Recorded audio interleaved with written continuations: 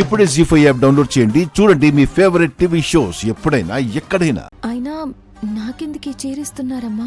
నువ్వు మా అందరి కోసం చాలా కష్టపడుతున్నావు. ఇంత ఆశ్రయం ఇస్తే అంత పని చేసి పెడుతున్నావు. తిరిగి మా దగ్గర నుంచి ఏమీ ఆశించడం లేదు. పైగా ఎప్పుడు ఏదో కోల్పోయినట్టు కనిపిస్తూ ఉంటావు. అందుకే నీకు నేనున్నాను అని భరోసా ఇవ్వడం కోసం ఈ బహుమతి ఇస్తున్నాను. కానీ సహస్రమ్మ, అది సరే, నీకీ చీర తీసుకోవటానికి ఒక కారణమే కావాలనుకుంటే నన్నొక సిస్టర్లా అనుకో. నీ సిస్టరే నీకు కానుకగా ఇస్తుంది అనుకో. ఇంత హఠాత్తుగా నాకీ చీరెందుకమ్మా? ఏంటి లక్ష్మి ఇన్ని ప్రశ్నలు వేస్తున్నావు? నీ ప్రశ్నలకి సమాధానాలు చెప్తే కానీ నేనిచ్చిన బహుమతులు తీసుకోకూడదనుకుంటున్నావా?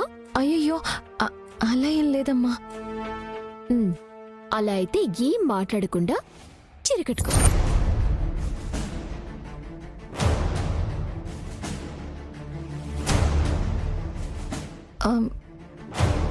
సరేనమ్మా, థ్యాంక్ యూ వెరీ మచ్.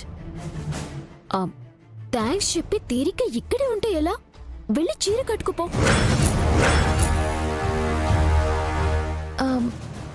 ఏదైనా పండగ కానీ ఫంక్షన్ కానీ కట్టుకుంటానులేమ్మా. అయ్యో లక్ష్మి, మనం అనుకున్నప్పుడే పండగ, మనం ఫీల్ అయితే అదే ఫంక్షన్. నువ్వు వెళ్ళి చీర కట్టుకుపో. ఇంత అర్జెంటుగా ఇప్పుడెందుకులేమ్మా? నేను చెప్తున్నాను కదా, నేను చెప్పినా కూడా నువ్వు వినవా? నువ్విప్పుడు చీర కట్టుకోవాల్సిందే లక్ష్మి. అది కాదమ్మా. అరే కట్టుకోమన్నారా నేను? పద రా లక్ష్మి. రా లక్ష్మి. అమ్మా, అది కాదమ్మా. రా లక్ష్మి రా. అమ్మా, నా మాట వినండి. ఇప్పుడొద్దమ్మా, రా.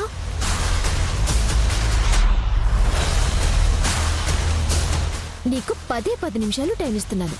ఈ 10 నిమిషాల్లో ఈ చీర కట్టుకుని అందంగా రెడీ అయి రావాలి. అందంగా రెడీ అవ్వాలా? ఎందుకమ్మా? లక్ష్మి, నువ్వు చెప్పిన పని చేయకుండా పనికిరాని ప్రశ్నలన్నీ వేస్తున్నావు.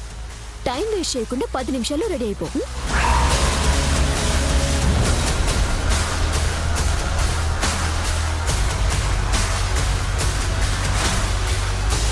సహస్రమ్మ గారిలో ఇంత మార్పు ఏంటి?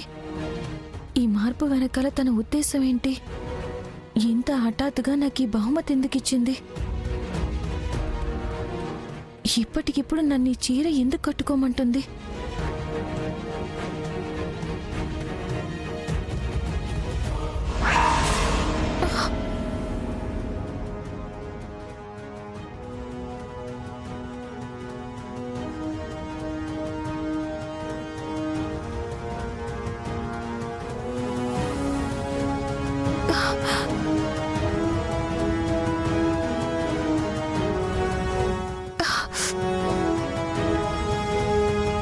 కుడికన్ను అదురుతోంది.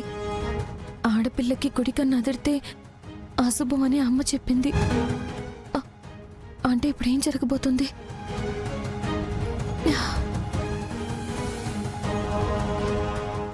జీ5 యాప్ డౌన్లోడ్ చేసి అన్ని ఎపిసోడ్స్ పూర్తి ఉచితంగా చూడండి.